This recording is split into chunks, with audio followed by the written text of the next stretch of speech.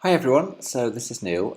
This is for both the people who were at the sessions, the Introduction to Action Research sessions. Hopefully it'll be useful revision. And for those of you who unfortunately weren't able to make it, this will be vision rather than revision. But in this short presentation, what I'm going to do is I'm going to take you through the overview of what action research is and how it's going to work for you guys in the staff groups.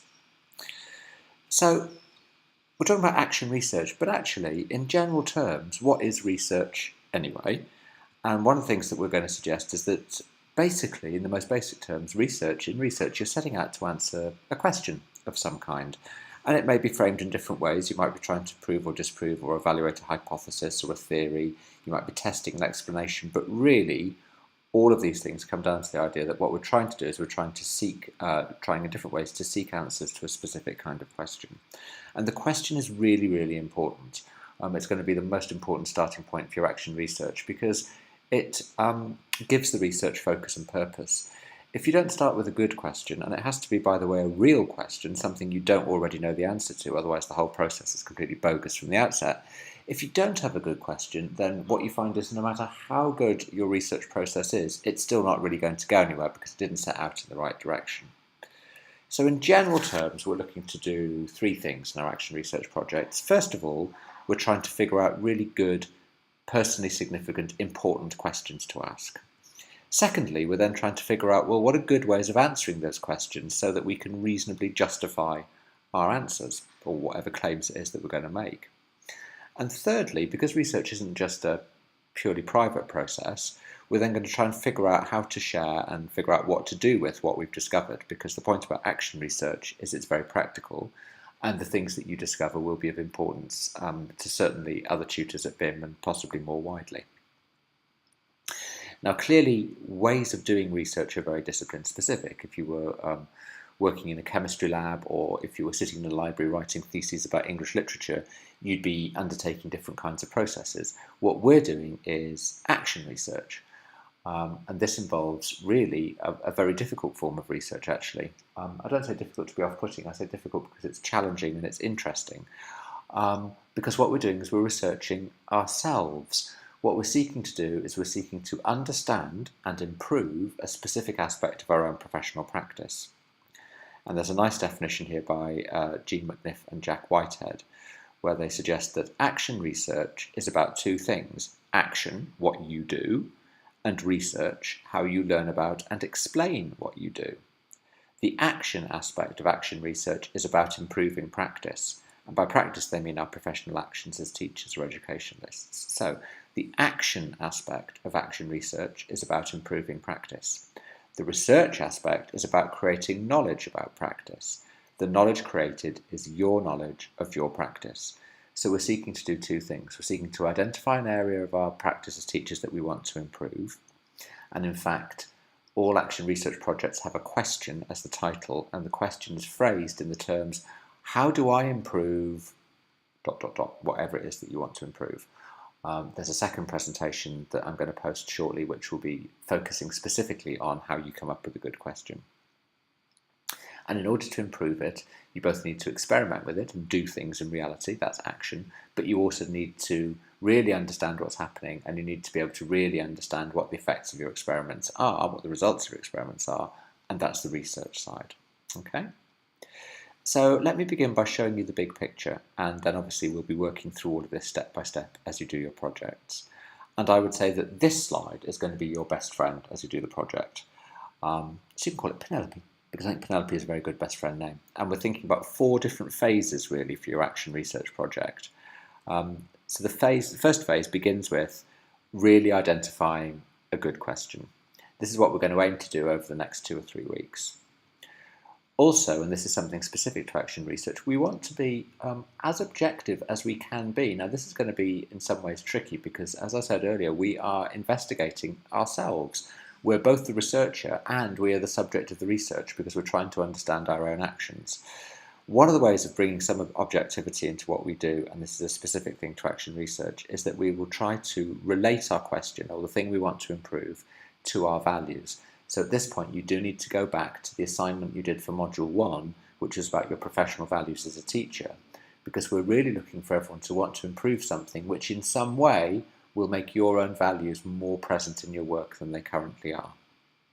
The other thing we need to do right at the outset is we need to consider the ethics of what we're doing, the ethical implications of what we're doing, because we are going to be doing work which will have some impact on other people, i.e. on our students, and so we need to make sure that we've really considered those implications.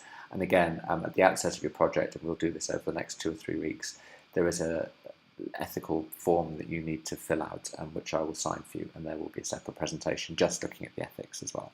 So that's the first phase. We identify the question, we're clear about how it relates to our values, and we consider the ethical implications of what we're doing. The next phase is actually we do begin with research rather than jumping straight into action, because we want to really try and check out and in some way measure our starting situation even before we try to work on altering it. And I'm going to come on to this in a slide shortly in this presentation. We're really looking for 3 different perspectives on our starting situation. So the I perspective, which is what I think about it, the you perspective, which is what other people who are directly involved think about it, and the them perspective is an external perspective generated from our reading. So I might think, for example, that I want to improve how I use questioning in the classroom. And I might go and talk to my students and say, what do you think about my use of questioning? And they might all say, oh, your use of questioning's fine, but now that you come to mention it, your feedback's rubbish. So we want to see whether other people see the situation and think that there's room for improvement in the same way that we do. And let's assume that they said, oh, actually, yeah, sometimes we don't really understand your questions. So that's confirmed my idea that this is something I need to improve. Then the them would be to go off and find some initial reading on effective questioning in the classroom and use that as a benchmark against which I can see how well I'm doing right now. So checking out our starting position, and then deciding what the first action is that we're going to take, what's the first experiment we're going to undertake to see whether we can improve our use of questioning, and also deciding how will we figure out if that's actually made any kind of improvement or not. So that's the second phase. It's the sort of the setup to the actual project phase.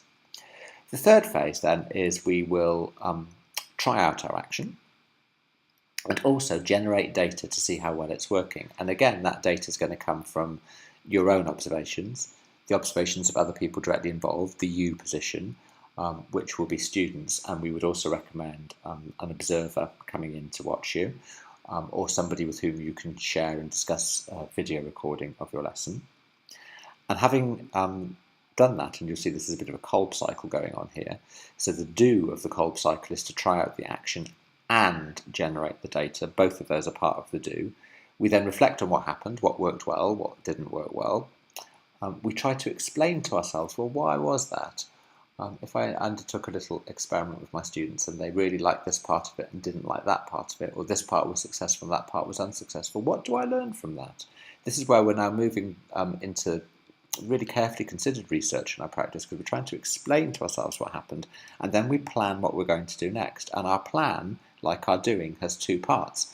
We want to plan to see whether we can actually improve things further, but we also want to plan to see or try to test whether our explanation was correct or not. Our actions are likely to be generated by our explanations. We've said quite often in the PG Cert that action follows thought. So what we're trying to do is become as clear in our own minds as possible about why we think things are happening, and then actually test to see whether that's right or not. Because if it's right, we're likely to generate really effective actions. If it's wrong, we might stumble on an effective action, but for the wrong reason, and then might generate another one which will not work at all. So it's really important that we think about this. And what we're trying to do then is have 3 cycles of acting, generating data, reflecting, explaining, planning the next thing. So we're going to go around this whole loop 3 times. Now, in terms of timing all of this, I would say that by the end of this term, at the very latest, you need to have done the red line. You need to have done the blue line by the end of this academic year. Now, given that most of us don't have a great deal of teaching in the summer term, effectively, you want to have finished your 3 cycles by the end of the Easter term. If you get 1 in this term, that would be absolutely fantastic. I reckon it takes about 2 or 3 weeks to do a cycle, because you do the action, you generate the data, you reflect on that data, see what it's showing you, and then you decide what you're going to do next. 3 3-week cycles works pretty well for this. It does mean that you'll be cracking through it at quite a high pace. If you can get 1 cycle done this term and 2 next term, that would be grand as well. But really, you want to have all 3 cycles and all your data lined up by the end of the Easter term. Now, in terms of then writing this all up in the final report, the first thing we actually do is we make a presentation of our findings to our peers. I will give you a PowerPoint deck which has headings on each slide, and you're not allowed to add extra slides because you have to try and be really concise here, and you'll add bullet points to each slide to talk about the different phases of your project and what you learned. I've put the PowerPoint up on the blog so you can see where you're heading. I've also put up on the blog what I suggest is a really effective essay plan, a kind of very effective scaffolding for writing up your final pieces of work, which will be due in the January when all the work comes in at the very end of the PG Cert. You will notice that the headings in the PowerPoints are the same as the headings in the essay plan.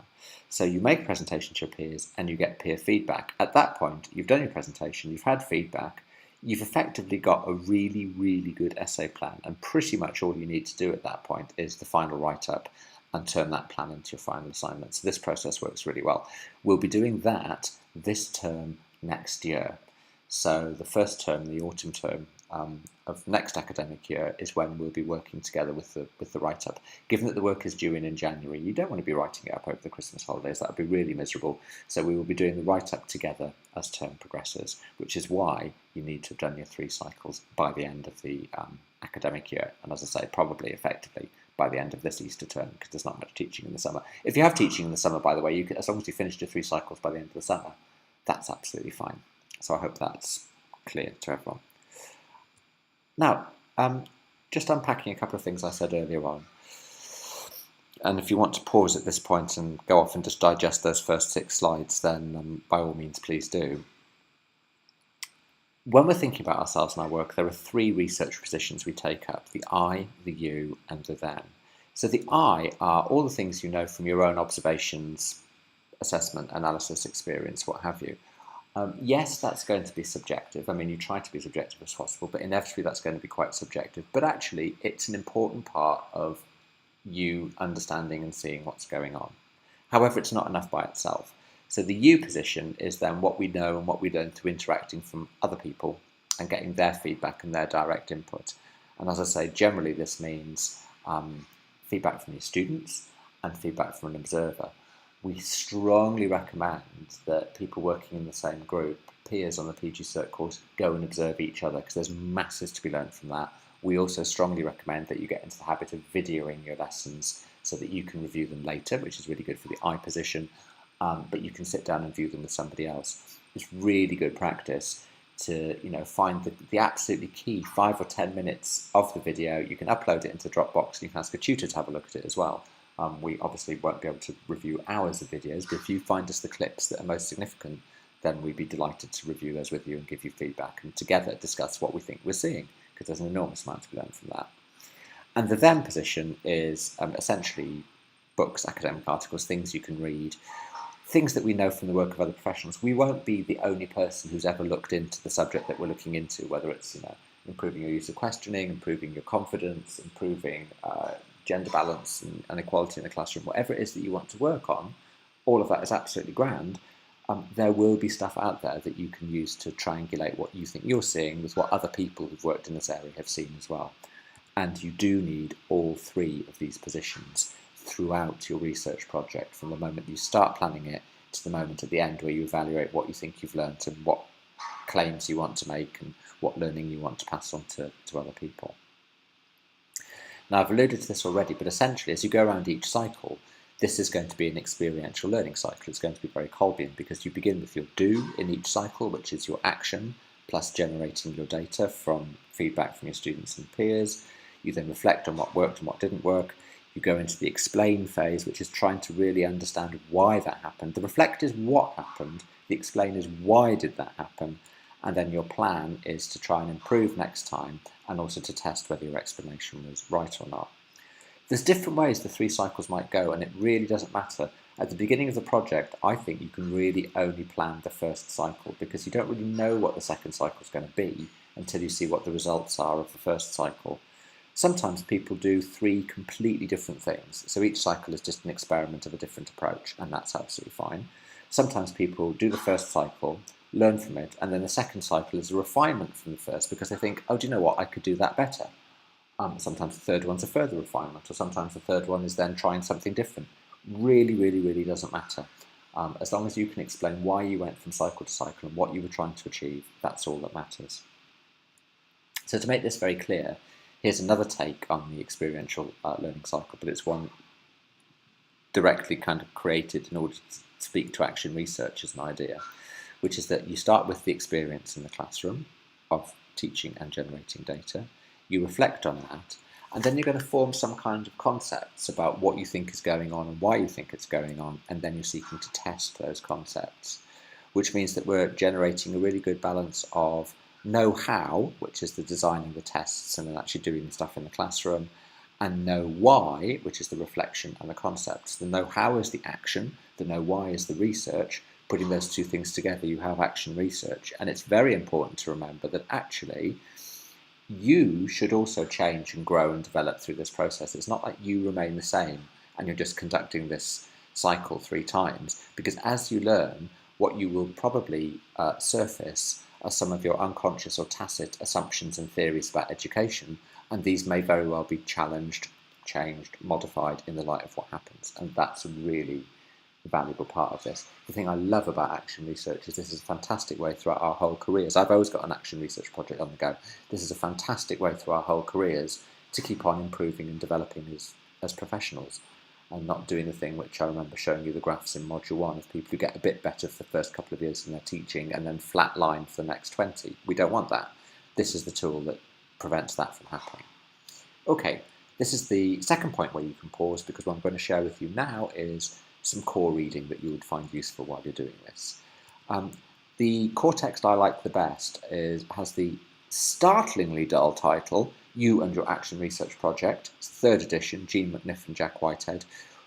They've both written lots of stuff on action research. The reason I particularly like this book is that from feedback from participants, it's less chewy, it's clearer than some of the others, and it's very hands-on and practically focused. There are tick lists for different sections of your project, and you can make sure that you've done all the things you need to do before you've moved on, so it's really, really, really handy. So if I were you, this is the book I would get, okay? There are 3 other books that people have generally found useful.